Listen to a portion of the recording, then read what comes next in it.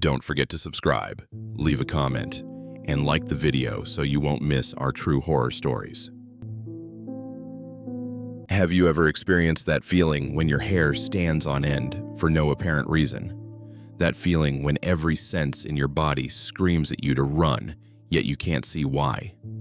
That's how it all began in the Utah desert. Not with an explosion or screams, but with silence. A silence that shouldn't exist in nature. No wind, no insects, no howling coyotes. Just a deafening, suffocating silence that makes you want to scream to break it.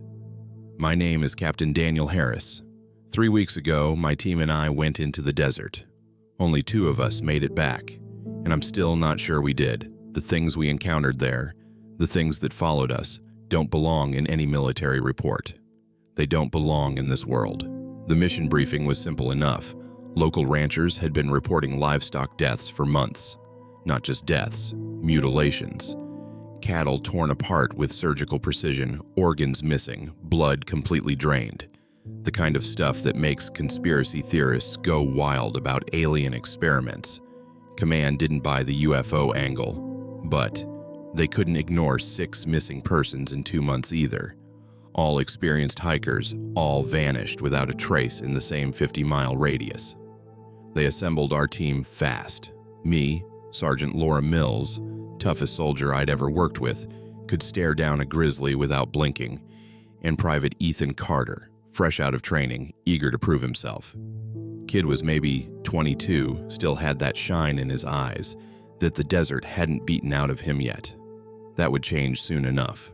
We rolled into Cedar Ridge at dawn, our Humvee kicking up dust clouds that hung in the air like ghosts. The town was barely a town anymore.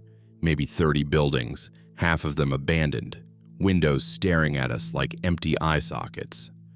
The locals who remained watched us from their porches, not waving, not welcoming, just watching with this look I couldn't place. Like they knew something we didn't. Like they pitied us. Our first stop was the Morrison Ranch, or what was left of it. Old Jack Morrison met us at the gate, shotgun in hand, even though we'd called ahead. His face looked like worn leather, carved with deep lines that told stories of decades under the desert sun. But it was his eyes that got me. Hollow, haunted, like he hadn't slept in weeks. "You military boys think you're gonna solve this?" He spat tobacco juice into the dirt. "Been 3 months since it started. Lost 14 head of cattle. Found them scattered across my land like someone was making a pattern." Mills raised an eyebrow. "A pattern?" "Come see for yourself." He led us to the back 40, where the smell hit us first. Death has a particular stench in the desert. Dry, metallic, wrong. But this was different. Sweet, almost chemical, like formaldehyde mixed with rotting fruit. Carter gagged, turned away. Even Mills looked uncomfortable. The cattle, or what remained of them, were arranged in a rough circle. Their bodies had been opened with precision cuts, ribs spread like wings, organs removed and placed beside them in neat rows. No blood pool, no drag marks, like something had lifted them, arranged them, then vanished. "Found the first one 6 weeks back," Morrison said, his voice barely above a whisper. "Thought it was coyotes, maybe a mountain lion. But look at those cuts. What animal does that?" I knelt beside one carcass, pulled out my field kit. The incisions were clean, almost surgical. No teeth marks, no claw patterns. The bones had been separated at the joints with disturbing accuracy. Whatever did this understood anatomy, understood exactly where to cut. "When did you find this one?" I asked. "Yesterday morning. But here's the thing that'll really mess with your head." Morrison pointed to the ground around the carcass. "Look at the tracks." At first, I saw nothing unusual. Then Mills grabbed my shoulder, pointed to a clear impression in the dirt. It looked like a wolf print, but wrong. Too long, too narrow. And beside it, barely visible, was another print. Human, barefoot. The 2 tracks overlapped in places, like they'd been made by the same creature transitioning between forms. Carter stepped back. What the hell? That's what we've been asking ourselves, Morrison said, and it gets worse. My neighbor, Tom Bradley, he went out to check his herd 3 nights ago. Heard him screaming from 2 miles away. When we found him the next morning, he was sitting in his truck, doors locked, engine still running. Hadn't said a word since. Just sits there, staring at nothing, whispering something in Navajo. He's not Navajo, Mills noted. Exactly. We spent the rest of the day documenting the scene, taking samples, photographing every detail. The sun was brutal, over 100 degrees, but I kept feeling cold. Like something was watching us from the rocky outcrops surrounding the ranch. Every time I turned to look, nothing, just heat shimmer and shadows. As evening approached, Morrison pulled me aside. His hand trembled as he lit a cigarette. You boys planning to camp out here? That's the plan. Need to observe nocturnal activity. He laughed, but there was no humor in it. Your funeral. Just remember something. When you hear it calling, don't answer, no matter how familiar the voice sounds. Calling? You'll know when it happens.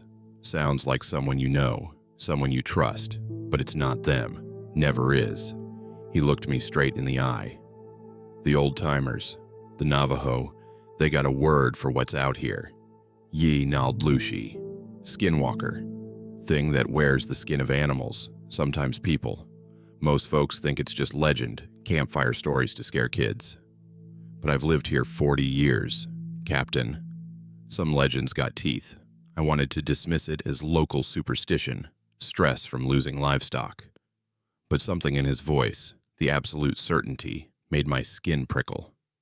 We set up camp a mile from the ranch, chose high ground with good visibility, standard perimeter, motion sensors, infrared cameras. Mills took first watch while Carter and I reviewed the data we'd collected. The kid was nervous, kept checking his rifle, adjusting his gear. You believe any of that Skinwalker stuff? He asked, trying to sound casual. I believe something's killing cattle and people, I said. Doesn't matter what we call it. But privately, I was running through possibilities. Could be a serial killer with medical training. Could be some exotic predator, escaped or released. Hell, could even be some military experiment gone wrong. Wouldn't be the first time. But those tracks, the surgical precision, the missing blood, none of it added up to anything rational. Night fell fast in the desert, like someone had thrown a blanket over the sun. The temperature dropped 30 degrees in an hour. We sat around our small fire, weapons close, nobody talking much. The stars were brilliant out here, no light pollution for hundreds of miles. Should have been beautiful. Instead, it felt like a million eyes watching us. Around midnight, Mills stiffened. Movement. Northwest, about 300 meters. I grabbed the thermal scope, scanned the area. Nothing. No heat signature at all. But Mills was right. Something was moving out there. We could hear it now. Footsteps in the sand, deliberate, circling our position. Could be a coyote, Carter whispered, but his voice cracked. Then we heard it. A voice calling from the darkness. Carter. Ethan Carter. The kid went white. That's my mom. Your mom's in Ohio, Mills said firmly. I know, but that's her voice. That's exactly. Carter. Another call, closer now. Ethan, baby, where are you? I'm hurt. Please help me. Carter stood up, took a step toward the darkness. I grabbed his arm, pulled him back. It's not her. But what if it's not her? The voice changed, became male, older. Daniel Harris, this is command. Mission abort. Return to base immediately. Now it was my turn to freeze. It was perfect. The exact tone, cadence, even the slight Texas drawl of Colonel Mitchell. But Mitchell was 800 miles away, and there was no way. Sergeant Mills, Laura, a new voice, younger, laughing. Remember that night in Kandahar? Remember what you told me? Mills went rigid, her hand white-knuckled on her rifle. I'd never seen her scared before, but now her eyes were wide, pupils dilated. "That's impossible," she whispered. "He's dead. Tommy's been dead for 3 years." The voices kept coming, overlapping now, a chorus of familiar sounds that couldn't exist here. Parents, friends, commanding officers, all calling to us, all perfectly mimicked. And underneath them, something else. A sound like breathing, but wrong, too deep, too slow, like something massive was inhaling the desert itself. Our motion sensors started going off, all of them, in sequence. Whatever was out there was circling us, fast, triggering each sensor in turn. But the infrared showed nothing. No heat signature, no movement, like we were being stalked by the darkness itself. Then everything stopped. Sudden, complete silence. No voices, no footsteps, no breathing. Even the fire seemed to dim, flames barely flickering. The desert held its breath. Carter was shaking. Mills had her rifle raised, scanning the perimeter. I kept watching the thermal scope, looking for anything, any sign of what was out there. That's when I saw it. Not on the thermal, that still showed nothing, but with my naked eye. A shape at the edge of our firelight, tall, impossibly thin. It looked like a person at first, standing perfectly still. Then it moved, and my brain couldn't process what I was seeing. It walked on legs that bent the wrong way, joints cracking with each step. Its arms were too long, hanging past its knees, fingers that tapered to points. But it was the face that made Carter scream. It had no face, just smooth, stretched skin where features should be, like someone had pulled leather over a skull. Mills opened fire. 3 controlled bursts, center mass. The bullets hit. I saw the impacts. But the thing didn't fall, didn't even stagger. It tilted its head, that blank face somehow conveying curiosity, and then it spoke. Not with a mouth, because it had no mouth. The voice came from everywhere and nowhere, inside our heads as much as our ears. "Why do you resist?" "I only want to understand, to learn, to become." The words were English, but the accent was nothing human. Each syllable felt like insects crawling over my skin, like something fundamental was being violated just by hearing it. It took a step closer. In the firelight, I could see its skin wasn't skin at all. It was a patchwork, different textures, different colors, like it had been sewn together from multiple sources. Parts of it looked fresh, parts looked ancient, mummified. And it was moving, the surface rippling like water, constantly shifting, trying to find the right shape. "You wear your flesh so confidently," it continued, that awful voice burrowing into our minds. "But it's just a costume, isn't it? Underneath, you're all the same. Meat and fear and memories I can taste." Carter broke, dropped his rifle and ran, sprinting into the darkness. Mills started after him, but I held her back. "We stay together." "But Carter, we stay together." The thing watched us, or at least oriented that blank face in our direction. Then it laughed. Not a human laugh, something else, like wind through a cave full of bones. "Together. Apart. It makes no difference. You're already mine. You just don't know it yet." It turned and walked back into the darkness, each step accompanied by that horrible cracking sound. We watched it go, weapons raised, but useless. As it passed beyond the firelight, I swear its shape changed. For just a moment, it looked exactly like Carter, down to his nervous habits, his stance, the way he held his shoulders. Then it was gone. We spent the rest of the night back to back, weapons ready, neither of us speaking. Every sound made us jump. Every shadow could have been that thing returning. But it didn't come back, not that night. When the sun finally rose, we found Carter's tracks leading away from camp, then stopping abruptly about 200 yards out. No sign of struggle, no blood, just an end to the trail, like he'd been plucked from the earth.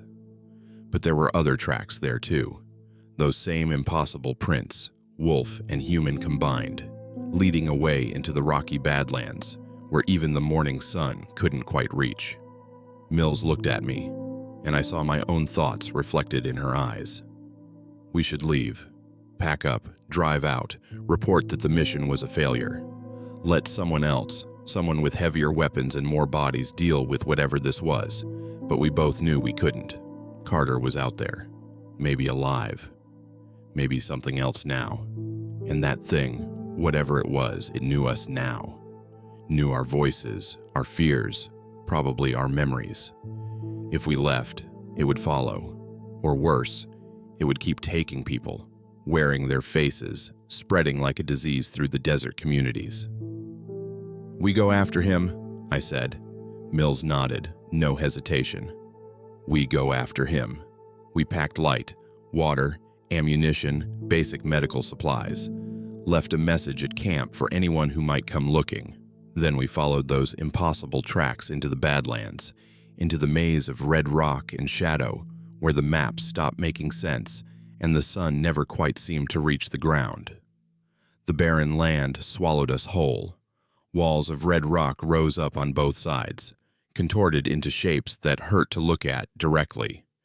The morning sun should have illuminated everything, but in this canyon labyrinth, shadows pooled like black water, and the filtered light came from the wrong angles, making it difficult to judge distances. Mills took point, her rifle sweeping left and right with practiced precision. I covered R6, trying to ignore the feeling that we were being herded, guided along a specific path. The tracks we followed weren't random. They led us through narrow passages, around blind corners, deeper into the labyrinth. "Harris," Mills whispered, stopping suddenly. "Look at this." She pointed to the canyon wall. At first, I saw nothing unusual, just weathered sandstone. Then my eyes adjusted, and I saw them. Petroglyphs, ancient, carved deep into the rock, but mixed among the traditional symbols were newer additions. Modern words scratched desperately into the stone. Names, dates, help me, God help me. And over, a single phrase. It wears our faces. "Some of these dates are from this month," Mills said, her voice tight. I photographed everything, though I doubted any camera could capture the wrongness of this place. The air itself felt hostile, thick with something more than heat. Every breath tasted metallic, like copper pennies on my tongue. We found Carter's gear first. His pack, abandoned in a small alcove, everything intact. No blood, no signs of struggle. But his rifle was bent, the metal twisted into an impossible spiral, like something had grabbed it and wrung it out like a wet towel. No human did that. Mills stated the obvious. I examined the rifle. The metal was cold, far colder than it should have been in the desert heat. And there were marks on it, indentations that looked almost like fingerprints, but wrong. Too many joints, fingers that bent in directions that made my eyes water trying to follow them. A sound echoed through the canyon. Footsteps, but multiplied, like a dozen people walking in perfect synchronization. Mills and I pressed against the wall, weapons ready. The sound grew closer, then stopped. Silence stretched between us like a held breath. "Captain Harris? Sergeant Mills?" Carter's voice, coming from above us. We looked up to see him standing on a ledge 30 feet overhead, perfectly still, hands at his sides. But something was off. He was too still, not even breathing, that I could see. And his shadow fell the wrong way, against the light instead of with it. "Carter, are you hurt?" I called up. He tilted his head, emotion too fluid, too precise. "Hurt? Number. I'm better now. I understand now. You should come up, both of you. There's something beautiful to see." Mills grabbed my arm. "That's not Carter." I knew she was right. Everything about him was wrong.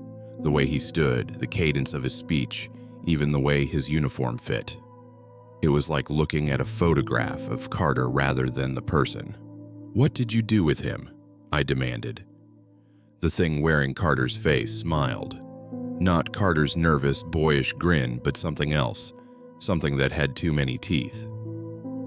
He's here. Part of the collection now.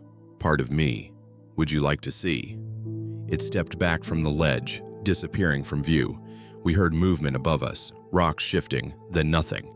Mills and I exchanged glances.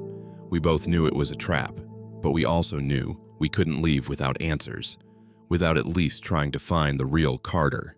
We found a path up, steep and treacherous. Every handhold felt deliberate, like we were being allowed to climb. At the top, the canyon opened into a natural amphitheater, walls rising in a perfect circle. And in the center, I've seen death, seen what war does to bodies. But this was something else. Dozens of skins hung from crude wooden frames, stretched and dried like leather. Human skins, animal skins. Some looked fresh, still glistening. Others were ancient, brittle as old paper. They moved in a wind I couldn't feel, whispering against each other with a sound like dying breath. In the middle of this gallery stood the creature, not wearing Carter's face anymore, but showing its true form, or what passed for it. It was tall, 8 feet at least, but its proportions were all wrong. Too many joints in its arms, a torso that seemed to shift and ripple. And its face, God, its face was a constantly changing mass of features, cycling through every person and animal whose skin hung around us. I saw Carter's eyes, Morrison's mouth, a coyote's snout, all flowing together like melting wax. "Do you like my collection?" it asked, its voice a harmony of everyone it had taken. Each one a story, each one a life I can wear, a shape I can become. Your kind fascinate me, so convinced you're more than meat and memory, but look how easily you come apart. Mills raised her rifle, but the creature moved faster than anything should. One moment, it was 20 feet away. The next, it was beside her. One impossible hand wrapped around the barrel, crushing it like paper. Mills tried to pull back, but it held her with casual strength. "You smell like war," it told her. "Like death you've dealt and death you've escaped. I could wear you well." I fired 3 rounds center mass. The bullets passed through it like it was made of smoke, hitting the rock wall behind. The creature laughed, that horrible sound like grinding bones. "Your weapons are for killing flesh. I am so much more than that." It released Mills, who stumbled back and turned to me. As it moved, I saw something that made my blood freeze. Hanging among the skins was a fresh one, still dripping. Carter's tattoo was visible on its shoulder, the eagle globe and anchor he'd gotten after boot camp. "You killed him," I said, my voice barely a whisper. "Killed. Number. Transformed. He's part of something greater now, part of me. I can be him whenever I choose." Watch, its form rippled, contracted, and suddenly Carter stood before us, perfect in every detail, down to the scar on his chin from a training accident. But the eyes were wrong. Ancient, hungry, nothing human behind them. "Please, Captain," it said in Carter's voice. "Help me. I'm scared. I want to go home." The mimicry was flawless, but that made it worse. This thing had absorbed Carter so completely it could replicate not just his appearance, but his mannerisms, his speech patterns, probably his memories. Mills pulled her sidearm, but I stopped her. "Bullets don't work." "Then what does?" The creature smiled with Carter's face. "Nothing works. I've walked these lands since before your kind built cities.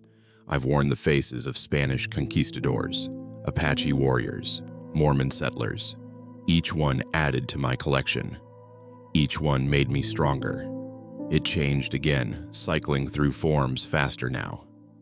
An old Native American man, a young woman in pioneer dress, a modern hiker, faces blending and separating like a shuffled deck of cards.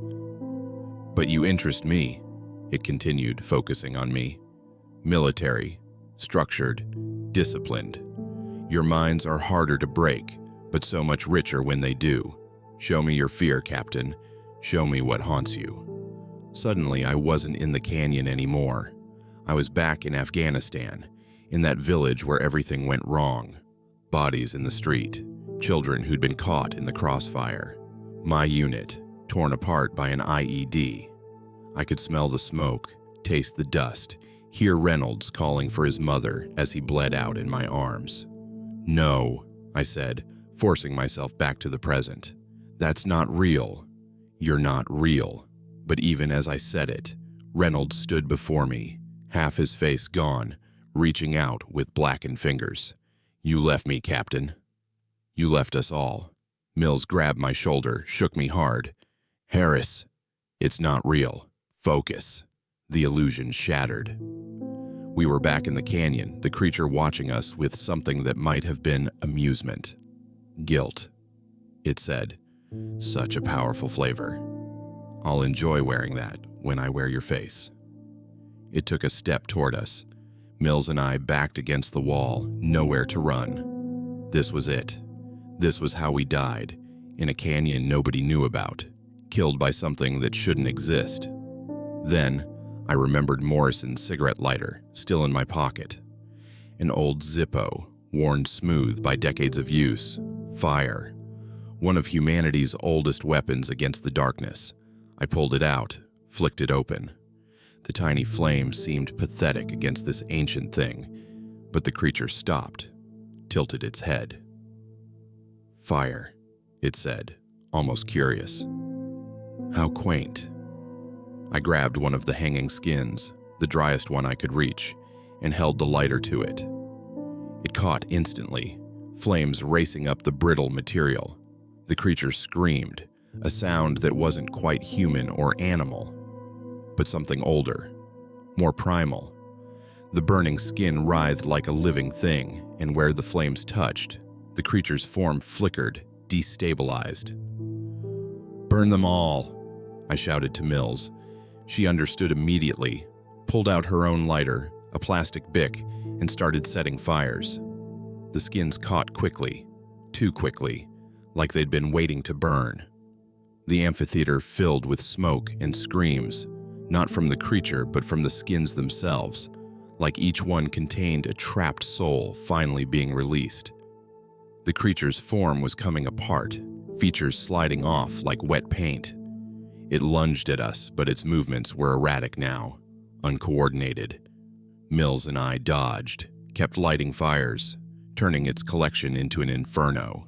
"You don't know what you're doing," it shrieked, its voice fracturing into dozens of different screams. "I am eternal. I am—" A burning timber, part of the frame holding the skins, crashed down on it. The creature caught it, tried to throw it aside, but wherever the burning wood touched, pieces of it fell away, revealing nothing underneath. Not flesh, not bone, just absence. Like reality itself had been worn as a costume. We ran. No discussion, no plan, just pure instinct driving us away from that burning gallery of horrors.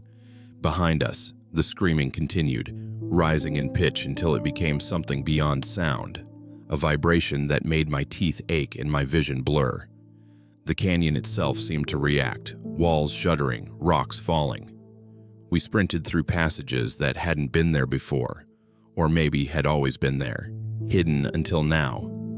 Reality felt negotiable, flexible, like the creature's destruction was unraveling the very fabric of this place. We burst out of the canyon as the sun was setting, gasping in the clean desert air. Behind us, smoke rose in a black column, and the screaming had finally stopped. We didn't stop moving until we reached our camp, where we found our equipment destroyed, scattered, torn apart by something with too many hands. But the radio still worked. Barely. I called for extraction, gave our coordinates, reported Carter as KIA. I didn't mention the creature. How could I? Who would believe us? As we waited for the helicopter, Mills and I sat in silence, watching the smoke dissipate in the distance. Then she grabbed my arm, pointed to the horizon. It raised one hand in what might have been a wave, then turned and walked into the desert, leaving tracks that shifted from human to animal to something else with every step. The helicopter arrived an hour later. We climbed aboard, and as we lifted off, I looked down at the desert spreading endlessly below. Somewhere out there, that thing still walked, wearing faces, stealing lives. We'd burned its collection, but not the creature itself. Maybe nothing could. The meeting was a complete disaster. Colonel Mitchell sat across from us in that sterile room at Fort Carson, reading our report, his expression shifting between disbelief and concern. He was worried not about the events we had encountered, but about our state of mind. "Hostile wildlife," he finally said, setting the papers down. "That's what we're calling it." Private Carter was killed by hostile wildlife, possibly a rabid bear or mountain lion.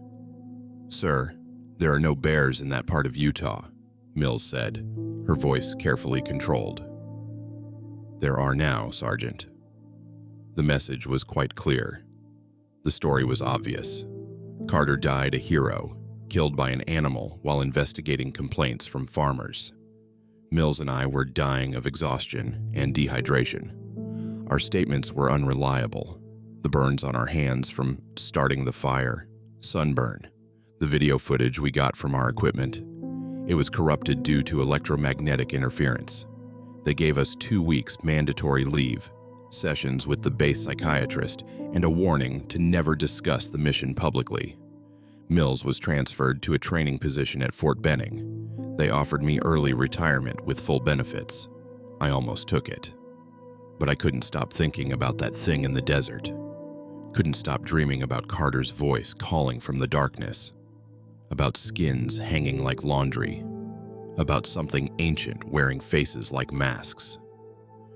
So I did what any soldier does when the official channels fail. I went unofficial. I started with Morrison, but his ranch was empty when I arrived. Neighbors said he'd packed up and left 3 days after we'd departed. Wouldn't say where he was going, just that he couldn't stay anymore. His livestock had been found dead the morning after our extraction, arranged in that same circular pattern, but this time their skins were missing. I tracked down Tom Bradley, the rancher Morrison had mentioned, the one who'd been found in his truck speaking Navajo. He was in a psychiatric facility in Salt Lake City, catatonic most of the time.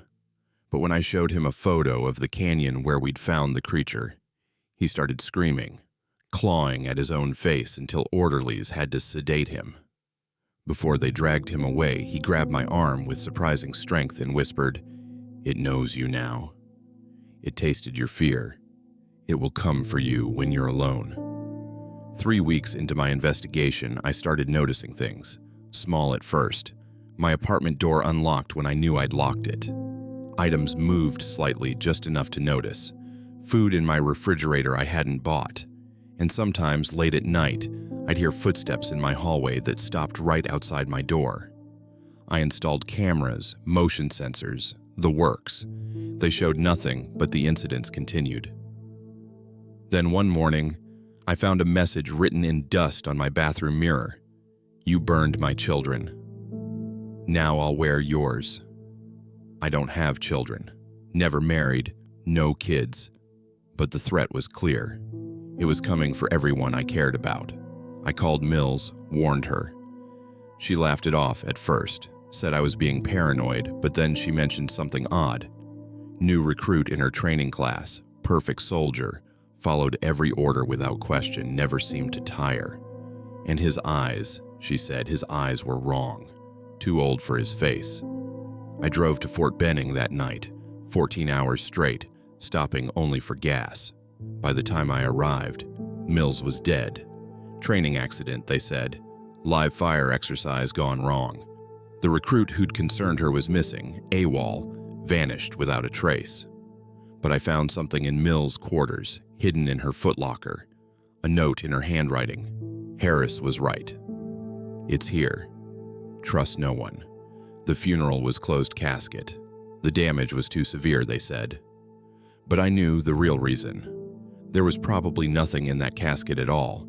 Just like Carter, Mills had become part of its collection. I went dark after that, moved off grid, cash only, no phone, no credit cards. I spent months researching, tracking similar incidents throughout history. The patterns were there if you knew where to look. Disappearances in remote areas, bodies found without skin, survivors speaking languages they didn't know, reporting deceased people walking around. The Navajo elders I spoke with wouldn't even say the word Skinwalker, just called it the thing that shouldn't be named.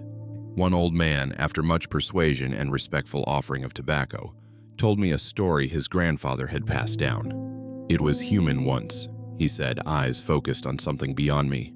Long ago, before the white men came, before even we came to these lands, a medicine man who wanted power, wanted to live forever. He made a deal with something older than the earth, something that feeds on identity itself. It gave him what he wanted, but the price was his humanity. Now, he's neither alive nor dead, neither human nor animal, just hunger-wearing shapes. How do you kill it? I asked. He laughed, but there was no humor in it. You don't. You can hurt it, make it retreat, but killing it? That would be like killing fear itself, killing the darkness between stars. It exists because we exist. It feeds on what makes us human, our memories, our connections, our very sense of self. Then how do you stop it? You don't stop it. You avoid it. You don't speak its name. You don't go to its places. And if it marks you, if it knows your scent, he shook his head, then you run. You run far and fast and never stop running. But I couldn't run, not with Mills dead, not with Carter's family still wondering what really happened to their son, not with that thing out there, wearing faces, taking lives. I went back to Utah, not to the same area, but close enough. I studied maps, compared disappearance reports, tracked migration patterns. The creature seemed to move in cycles, returning to certain areas every few years, like it was following ancient paths invisible to modern eyes. That's when I found the others, survivors like me, people who'd encountered it and lived. We met in secret, shared information, tried to develop strategies. There was Maria, a park ranger who'd lost her entire team in Yellowstone. James, a trucker who'd picked up a hitchhiker that wasn't human. Dr. Sarah Chen, a biologist who'd been studying unusual predation patterns when her research team was systematically replaced. We called ourselves the Marked, because that's what we were. The creature knew us, had tasted our fear, and would eventually come for us. But together, we thought we had a chance. We mapped its movements, predicted its patterns, warned people away from danger zones. For a while, it worked. The disappearances decreased. The creature seemed to retreat deeper into the wilderness. We thought we were winning. We were wrong. It was learning from us just as we were learning about it, adapting, evolving. The first sign was when James disappeared. Not taken, not killed, just gone. His apartment empty, no signs of struggle, like he'd never existed at all. Then Maria vanished the same way. One by one, the Marked were being erased. Sarah and I were the last ones left when she made the connection. She'd been analyzing tissue samples from one of the sites, using equipment borrowed from her university. The cells were unlike anything in nature, constantly shifting at a molecular level, rewriting their own DNA in real time. It's not just wearing our faces, she explained, her voice shaking with excitement and terror. It's becoming us. Perfect copies, down to the cellular level. That's why the disappearances leave no trace. It doesn't just kill us, it replaces us entirely, and reality itself accepts the substitution. Then how do we know we're still us? I asked. She looked at me with hollow eyes. We don't. That night, Sarah tried to kill me, came at me with a knife while I was sleeping, would have succeeded if I hadn't been paranoid enough to sleep with a gun under my pillow. I shot her 3 times before she went down, but as she died, her last words chilled me to the bone. I had to try. It's been wearing you for weeks, Daniel. The real you is hanging in a canyon, drying in the desert sun. I looked at my hands, expecting them to be wrong somehow, but they looked normal, felt normal. My memories were intact. I knew who I was, but doubt crept in like poison. How would I know if I'd been replaced? Would the copy even realize it was a copy? I burned Sarah's body, scattered the ashes, and ran. I've been running ever since. It's been 6 months now. I move constantly, never staying in one place more than a few days. I avoid people when I can, trust no one completely. Sometimes I catch glimpses of it following me.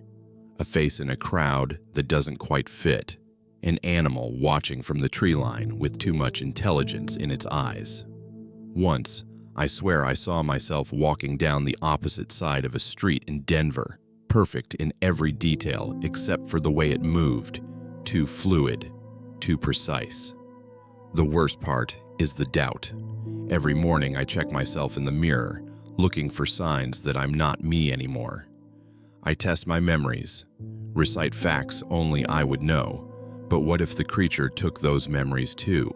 What if I'm just another skin in its collection thinking I'm real, while the actual Daniel Harris is long dead? Last week, I got a call from a number I didn't recognize. When I answered, it was Carter's voice. "Hey, Captain, it's me." "I'm okay. I escaped. I've been hiding, but I need your help. Please, you have to believe me." I hung up immediately, but the calls keep coming. Different numbers, different voices. Mills saying she faked her death to go underground. Morrison claiming he knows how to kill it. My mother, dead for 10 years, saying she's proud of me. Each time, I almost believe. The voices are perfect, the details accurate, but I know better. It's the creature, playing with me, wearing the voices of people I've lost like jewelry. Yesterday changed everything. I'd been holed up in a motel outside Flagstaff, the kind of place that doesn't ask questions if you pay cash. I was exhausted, hadn't slept properly in days, jumping at every shadow. Maybe that's why I didn't notice the signs until it was too late. At 3 o'clock, the television in my room turned on by itself. At first, there was static, then a clear image appeared. It was footage from the security camera at the entrance to Cheyenne Mountain. I recognized it immediately. It was that massive blast door I had passed hundreds of times during my shift. But the timestamp was current, showing yesterday's date. On the screen, I watched myself walking into the facility. Perfect uniform, correct gait, even that slight favor of my left leg from an old injury. I watched myself scan in, chat with the guard, disappear inside. But I was sitting in that motel room, hundreds of miles away, watching this happen. The footage jumped. Different camera, inside now. Conference room full of brass, and there I was, giving a presentation. I could read my own lips. The Utah incident requires immediate containment. I recommend a full sterilization protocol. Then the ME on screen turned and looked directly at the camera, not past it, at it. Its eyes were black, completely black, like holes punched through reality. It smiled and kept presenting while maintaining eye contact with the camera. With me. I packed immediately, but when I opened my door, Mills was standing there. Not Mills. It couldn't be Mills. But God, it looked perfect. Every detail, from the scar on her eyebrow to the way she stood with her weight slightly forward, ready for action. "Daniel," she said, and the voice was exactly right. "I know what you're thinking, but it's really me. I've been tracking you for months. That thing at Fort Benning, it wasn't me. I've been underground, investigating." Every instinct screamed danger, but what if? What if she'd actually survived? What if I'd been running from the one person who could help? "Prove it," I said, hand on my weapon. She smiled, that crooked smile Mills had when she knew something you didn't. "Remember Baghdad? That night you got drunk and told me about Jennifer, how she left you because you loved the army more than her. You cried, Daniel. Only person who ever saw you cry. My blood froze. She was right. Only Mills knew that story. But if the creature could take memories, or," she continued, "I could tell you about the scar on your back, the one from the shrapnel. shaped like a crescent moon.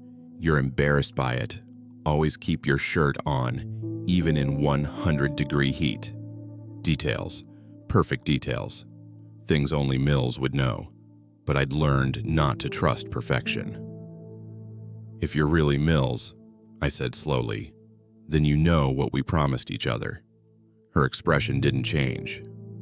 We promised if either of us got compromised, the other would put us down. No hesitation, no sentiment, clean shot to the head. She was right again. We'd made that pact after seeing what happened to Carter, but knowing the words and understanding their meaning were different things. So, she said, spreading her arms wide, here's your chance. If you think I'm that thing, shoot me. But if there's any part of you that believes I'm real, we need to talk, because I know what it wants, Daniel, and I know why it's been keeping you alive. Against every instinct, I lowered my weapon. Not because I trusted her, but because I needed to know. We went inside, her moving with Mills' casual confidence, me ready to shoot at the slightest wrong movement. It's not hunting us, she said once the door was closed. It's farming us. What? Think about it. Why didn't it kill you in that canyon? Why let any of us escape? It's ancient, powerful, could probably take us whenever it wants. But it doesn't. It lets us run, lets us spread fear, lets us tell our stories. Because fear seasons us, makes us richer when it finally harvests. She pulled out a laptop, showed me files, research, patterns I hadn't seen before.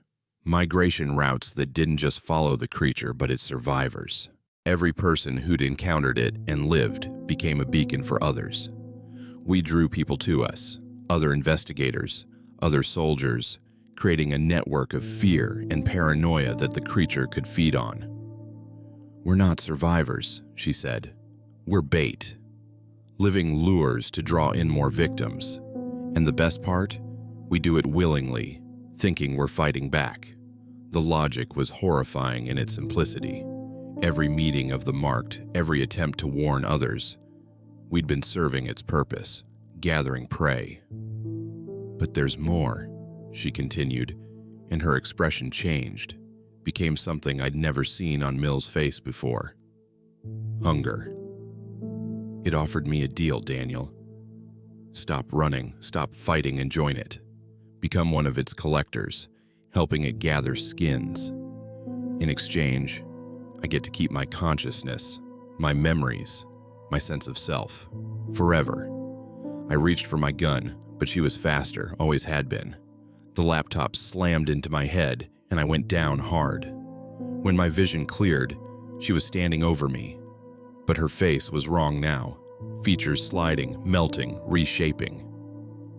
Did you really think Mills would survive? It asked in her voice. She died well, if it helps. Fought to the end.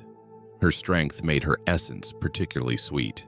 It knelt beside me, and I could smell it now. That wrongness I'd noticed in the canyon, like copper and old meat. I've been every person you've met in the last 3 months, Daniel. The motel clerks, the gas station attendants, the other survivors, all me, studying you, learning you. You're almost ready for the collection. Then why tell me?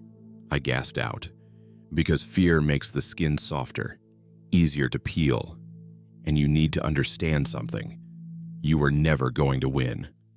From the moment you set foot in that canyon, you belong to me. Every action since then has been my design. It stood, walked to the window. Your reinforcements will arrive soon. Colonel Mitchell himself, coming to bring you in for psychiatric evaluation. Except it won't be Mitchell, of course. I've been him for weeks now, sending orders, moving pieces. The entire base is mine, Daniel. Soon, the entire military will be. And from there, well, immortality gets boring without ambition. You're lying. It laughed with Mills' voice. Am I? Check your phone. Against my better judgment, I did. Dozens of messages, all from the last hour. Mitchell ordering my retrieval. Former squad mates checking in, saying they were worried about me. My sister, who I hadn't spoken to in years, saying she was driving to Arizona to see me. All of them compromised. All of them wearing stolen faces. Here's the beautiful part, it continued. Even if you run, even if you somehow escape and tell someone, who would believe you? You're a traumatized veteran with a history of psychological issues, claiming that shape-shifting monsters have replaced the military command structure. They'll lock you up, sedate you, and I'll come for you at my leisure. It was right, the perfect trap, using our own systems against us. But I'm feeling generous, it said, moving toward the door. I'll give you a head start. 1 hour before I alert the others. Run, Daniel. Run far and fast. Make it interesting for me. It opened the door, paused. Oh, and Daniel, your sister really is coming to see you. The real one. She'll arrive tomorrow morning, worried about her brother. Imagine her surprise when she finds you gone and I'm here, wearing your face, ready to comfort her. Family bonds are the sweetest to corrupt. The door closed, and I was alone. 1 hour. I had 1 hour to run, to warn someone, to do something. But who could I trust? How far did its influence spread? Was there anywhere on Earth beyond its reach? I made my choice. I couldn't run anymore. Couldn't live with the doubt, the paranoia, the knowledge that everyone I met might be wearing a stolen face. So I'm finishing this account, uploading it to every platform I can find. Maybe someone will believe it. Maybe someone will see the pattern and understand the danger. Or maybe the creature wants me to do this. Maybe spreading the story is part of its plan, drawing in more investigators, more soldiers, more curious minds to add to its collection. I don't know anymore. I don't trust my own thoughts. But I know one thing for certain. When they find my body, if they find my body, check the skin. Look for seams, for imperfections, for signs that what's wearing my face isn't me. And if you see someone who looks like me after I'm gone, someone who sounds like me, who knows things only I should know, don't trust them. Don't trust anyone. The sun is rising now. I can hear vehicles approaching, military vehicles, from the sound of the engines. They're early. Of course they are. It lied about the hour, probably lied about everything, but not about one thing. This was always going to end this way. I'm leaving this recording in multiple dead drops, sending copies to journalists, uploading to conspiracy forums, anywhere it might survive. Not because I think it will stop the creature, but because maybe, just maybe, someone will learn from our mistakes. Don't investigate. Don't form groups. Don't try to fight it. Just run. Run and never look back. There's a knock at the door. Polite, professional. Captain Harris, this is Colonel Mitchell. We're here to help. Mitchell's voice, perfect in every way. But I know better. They're breaking down the door now. I can see their shadows under the frame. Too many shadows, moving in ways shadows shouldn't move. In a moment, they'll be inside, and Daniel Harris will cease to exist. Something else will walk out wearing my face, my memories, my life. If you're reading this, remember, we thought we were hunting a monster, but we were wrong. The monster was hunting us. It was always hunting us, and now it's hunting you. They found Captain Daniel Harris 3 days later in a motel outside Flagstaff, Arizona. Severe dehydration, malnutrition, psychological breakdown. He's receiving treatment at a secure facility, making excellent progress according to his doctors. His sister visits weekly, says he's almost back to his old self. The story he uploaded has been debunked, of course. Mass hallucination brought on by toxic gas exposure in the Utah canyons.